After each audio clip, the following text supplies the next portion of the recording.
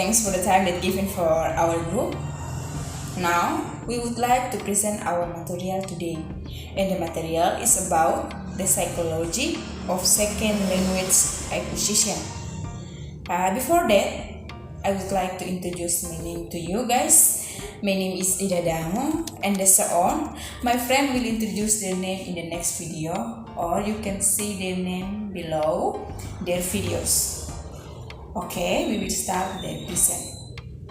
The first topic is about language and the brain. First, the Broca area of the left frontal lobe is responsible for speech and suggests that an injury to the left hemisphere may result in more harm than a Wernicke's injury. Second, Wernicke's area identifies the area closest to the part of the cortex who process audio input. Third, language is represented primarily in the left hemisphere in area Broca and Wernicke area around the sylvian fissure. Fourth, specialization of the two halves of the brain are known as lateralization. 5. Hemisphere specialization for language is the sum regardless of whether the language is spoken or not.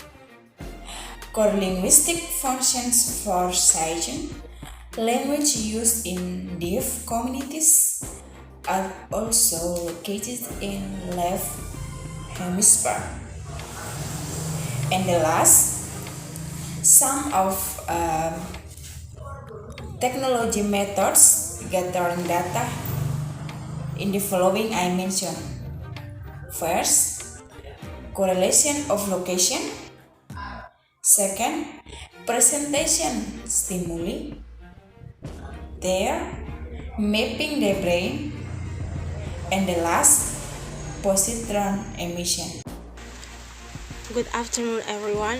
Thank you for this time. Next, we are going to the next part. Before that, let me introduce myself. My name is Incha Kristianiman.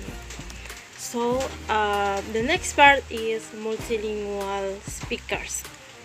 Multilingual speakers have acquired and maintained at least one language during childhood, the so-called first language. And then the first language is usually acquired without formal education by mechanisms about which scholars disagree. Children acquiring two languages natively from these early years are called simultaneous bilinguals. It is common for young simultaneous bilinguals to be more proficient in one language than the other. There are three of multilingual structure. The first one is single tree. As long as your site content is reasonably similar from one language to another, this is the best option. You will have a viewer page to manage, and the system takes care of serving the content language automatically. The second one is multiple trees. This structure consists of separate website trees, one of each language. One site tree for English, another from German, and so on. This is effectively duplicates some page but allows completely customized local content. And the last is mixed trees. This structure is a mix where one tree is multilingual and others are monolingual. Use the multilingual tree for the international section of the site. For each region of our language and create a monolingual tree and merge it below the main tree. This option is best switched when the first level or two of your website is identical for all language and countries. Okay guys, let's move to the next materials. But before we start, let me introduce myself. My name is Indrawati Sarabiti and I'm from Group 2, Class E. In this part, I will answer two essential questions of second language acquisition. The first question is, does the organization of the brain for second language in relation to first language differ with age of acquisition? How is learned or level of proficiency? The answer is probably yes. With the strongest body of evidence showing the age of acquisitions influences brain organization for many second language learners.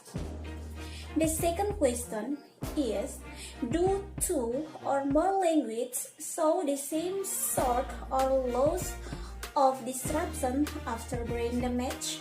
When there is differential impairment or recovery, which language recover first? As note, in the first part of this section, brain damage results in the same or very similar patterns of loss and recovery for both or all of most multilingualism persons' language, but many exceptions have been reported. Thank you. Okay, thank you. My name is Ivan Teseli, and now we move to others material about learning process and information processing. There are three major of learning process. The first is information processing or IP, the second is connectivism, and the third is complexity theory. The first is the information processing or IP. The information processing or IP discusses three hypotheses. They are multidimensional model, processability, and competition model. The second is connectivism. Connectivism claims that learning is learning, but considers learning process as a measure of increasing strength of associations. And the third is complexity theory. Complexity theory focuses on process and states of change in a variety of domains. And so now I will describe more about information processing or IP. Information processing or IP divided into three stages. The first is input. Input for second language acquisition that learners are exposed to, but it is not available for processing unless learners actually notice it. For example, pay attention to it. And the second stage is central processing. Central processing is the heart of this model where learning occurs. It is here that learners go from control to automatic processing and where resurrection of knowledge takes place. Development from declarative to procedural stages of knowledge is parallel to development from control to automatic processing in many respects. And the third stages or the last stages is output. Output for second language acquisition is language that learners produce in speech, sign, or writing. Thank you. Okay guys, now we move to the next material. Before I explain this material, I want to introduce myself. My name is Jumianti Lamongu. I will explain you about theories regarding order of acquisition. Every child does not automatically acquire a language. Language acquisition that develops through certain processes. The criteria used are the visible symptoms and the development itself. There are no linguistic structure that the child is born. The child is born with the empty concept of language. A child is born into this world like a white cloud without notes. The environment will shape it, which is conditioned by the environment and reinforcement of their behavior. Knowledge and skills acquired through experience in the learning process. Dynamic language acquisition, meaning that the acquisition of language from one state to another. In this state of acquisition, development occurs. And the first one, change, especially those related to the structure of language. The second one, this development is determined by personal interaction. The third one, that in language acquisition, there is a process, the choice of words and the structures that are not analyzed by the child. And the last one, that the theory used is general. So, language acquisition is an internal process a child's brain when learning his or her mother tongue. On generally, children who acquire language proficiency through sounds the language heard around him involuntarily and without command. Language acquisition is very similar to the process children acquire first and second language. This requires deep interaction target language, naturally communicating with speakers do not regardless of the form of their speech or utterance, but with the delivery and their understanding. I think that's all. Thank you. Okay, we move to the next material, combination model, another psychological approach that has addressed the general question how language are learned in the combination model.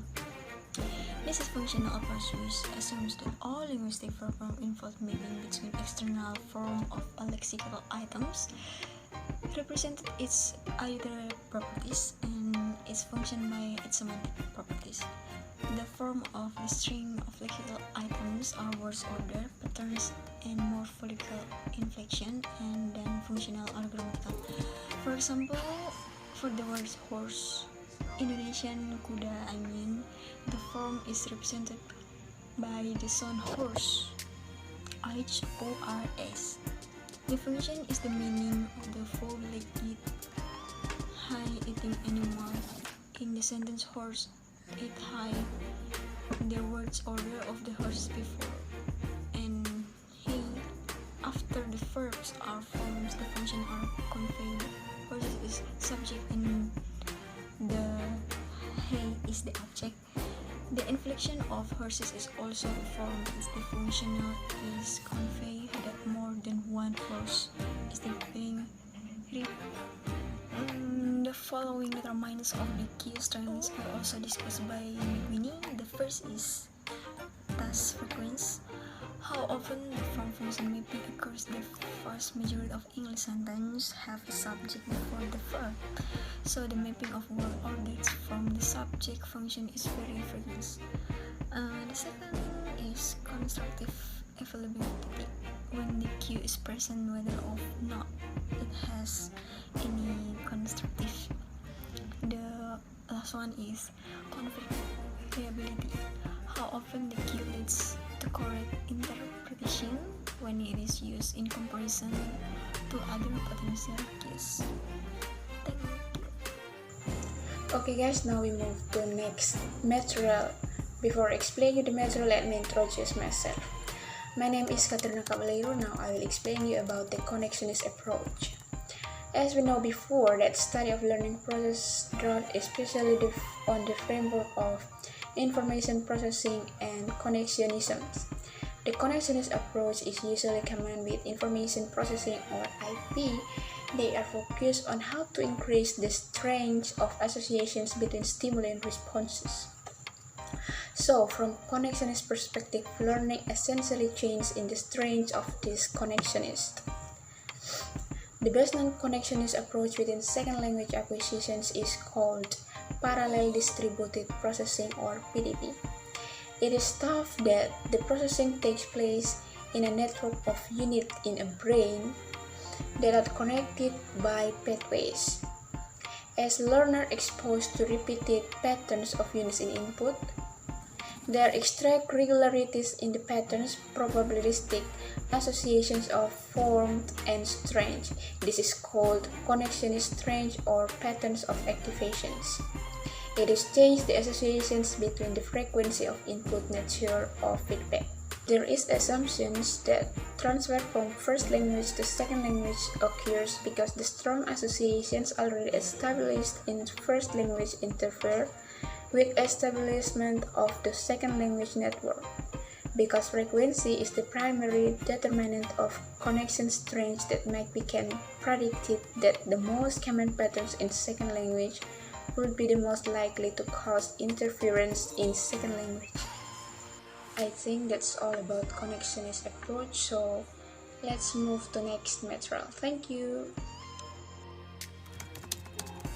Thank you so much for the time that given to me, and the next I can explain for you about the complexity theory. So there are three essential points that I can explain for you about the complexity theory. The first point, why choose to call complexity theory? According to Larsen Freeman in 2011, complexity theory is closely related to what other in second language acquisition call dynamic system theory, complex system theory, and chaos theory. The approaches traces its roots to intellectual development in the natural science. The main objective of those approaches are describing and explaining the change in complex systems, including language. The second point is complexity theory is different from the most linguistic approaches in denying that any innate mental faculty for language acquisition. So in this case, learning is essential the same process in any domain, not only language. And the last but not least point is a basic concept in complexity theory as it applies to second language is that all language and varieties of language are complex systems with interconnected components and stages of learning languages. So the means systems has interconnected components that the levels of language like phonology, vocabulary, and discourse are interdependent in their development.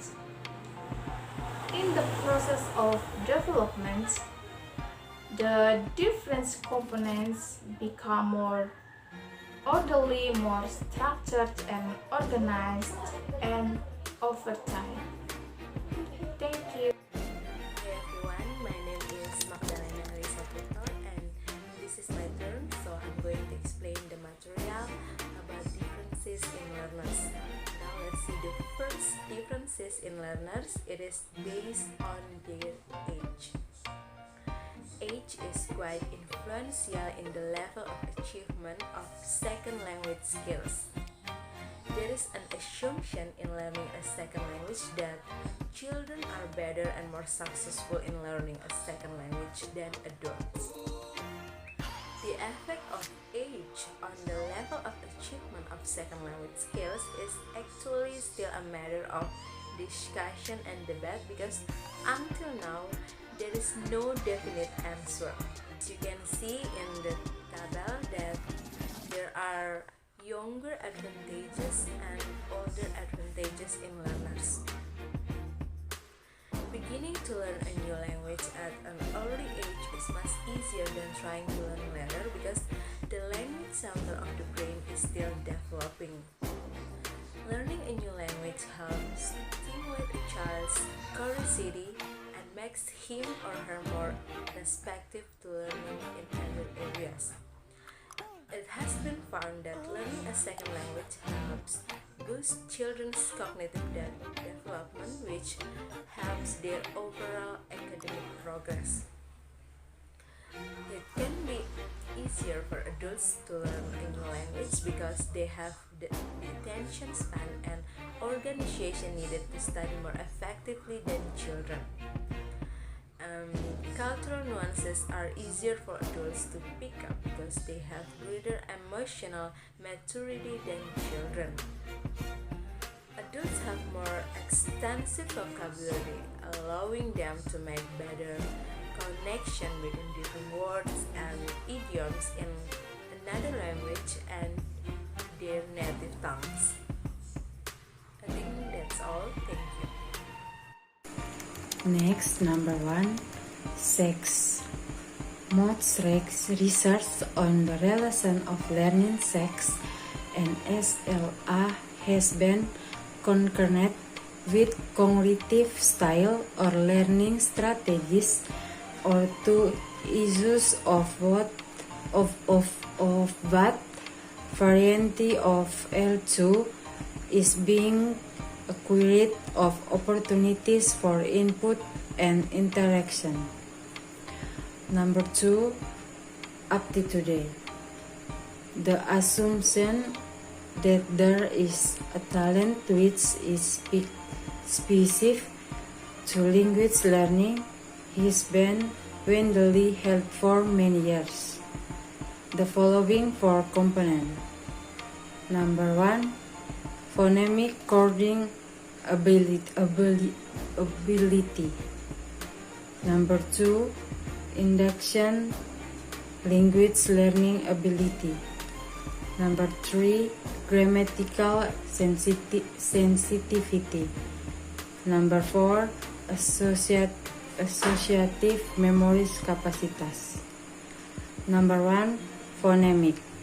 Phonemic coding ability is the capacity to process auditory input into segments which can be stored and retrieved. 2. Induction language learning ability and grammatical sensitivity are both concurrent with central processing. Number 3, associative memory capacitas is importantly concurrent with how linguistic. Thank you. Thanks for the time that given to me. Now let me introduce myself.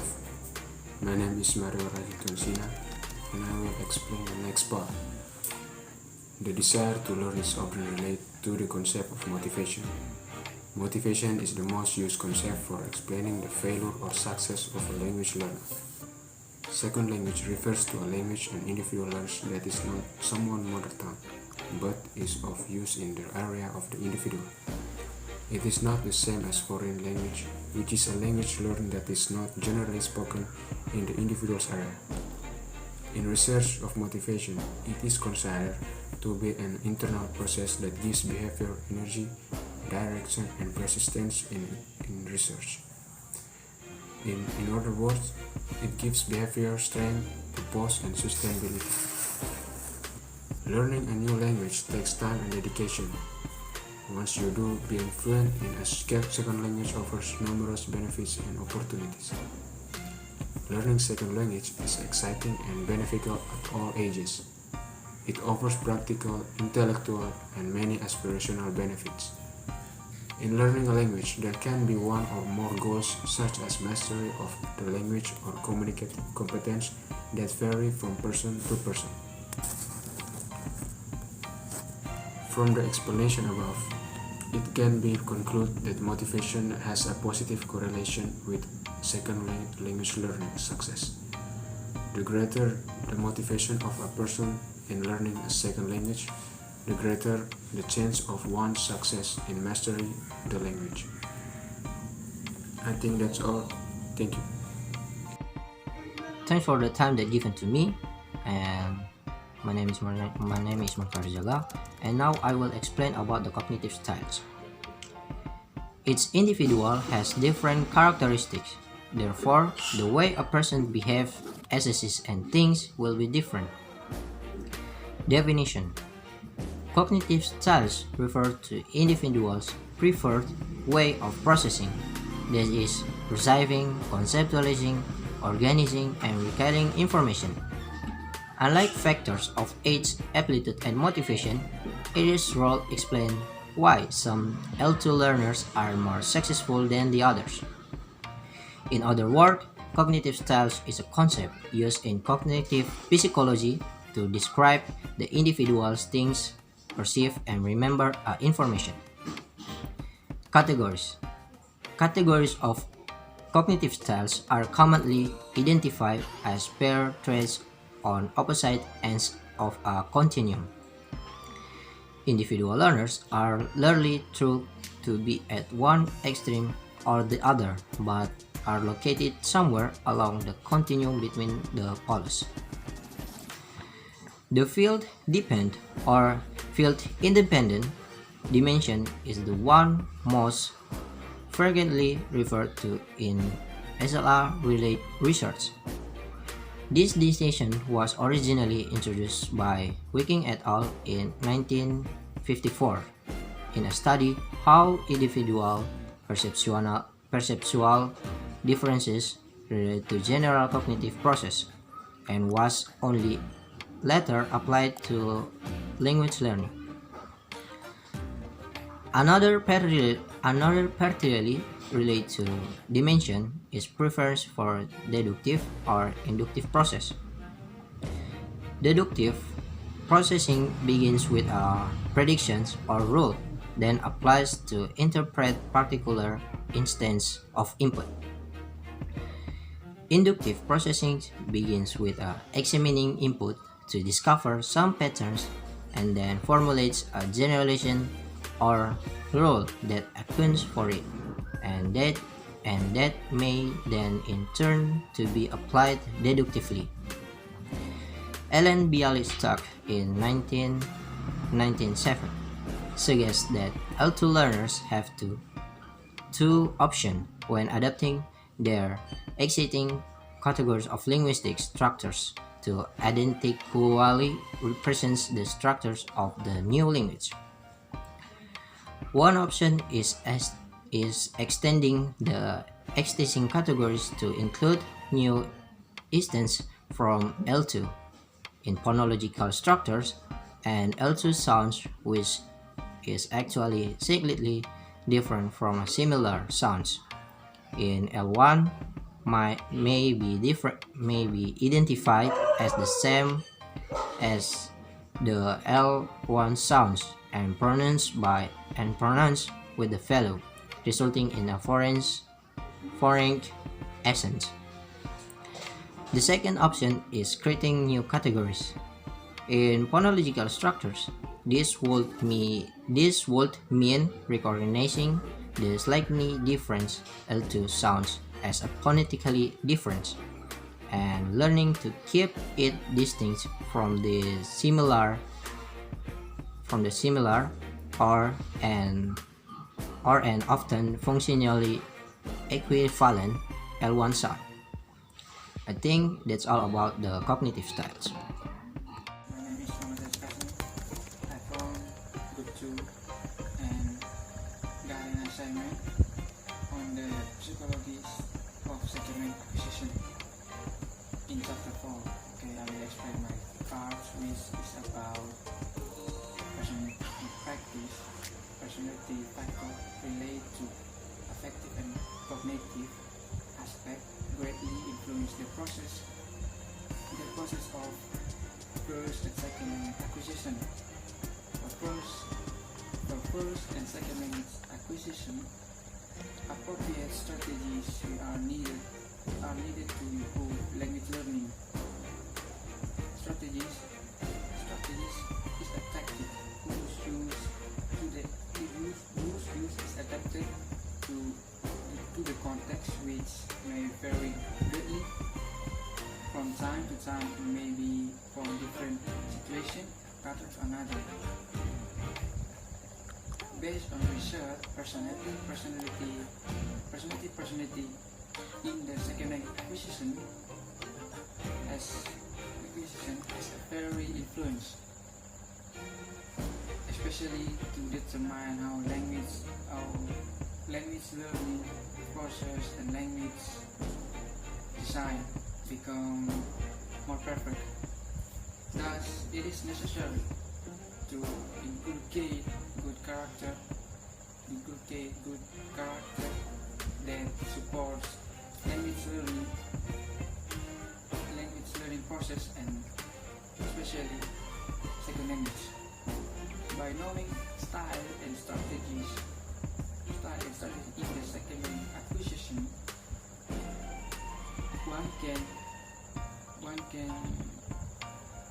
one can benefit to understanding the problems or points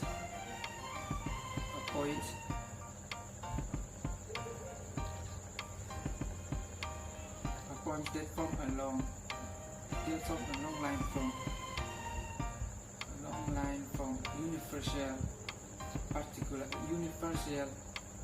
appropriate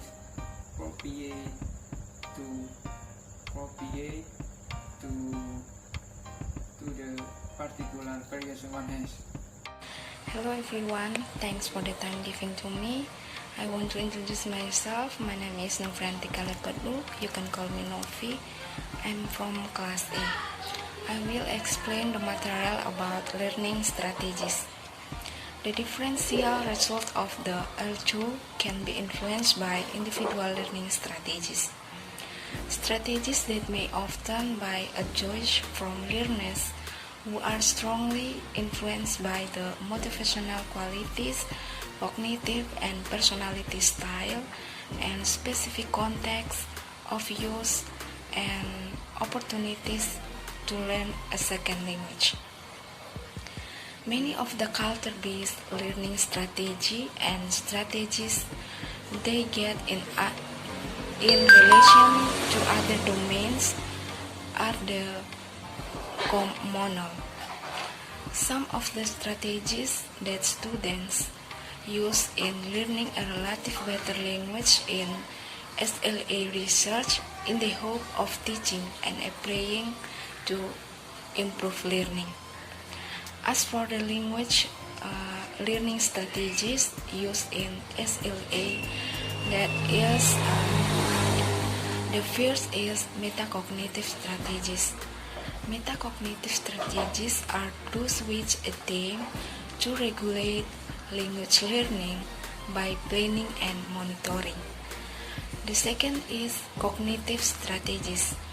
Cognitive strategies make us of direct analysis or synthesis of linguistic material. The last is social affective strategies. Social affective strategies involve interaction with others. Age also has an influence in the learning strategies. Some findings point of the key quality that a good student must have, among other things. The first concern for the language form. The second is attention in communication. The third approach word effective. And the fourth, relation in the learning process. And the last is the flexible use of the strategy.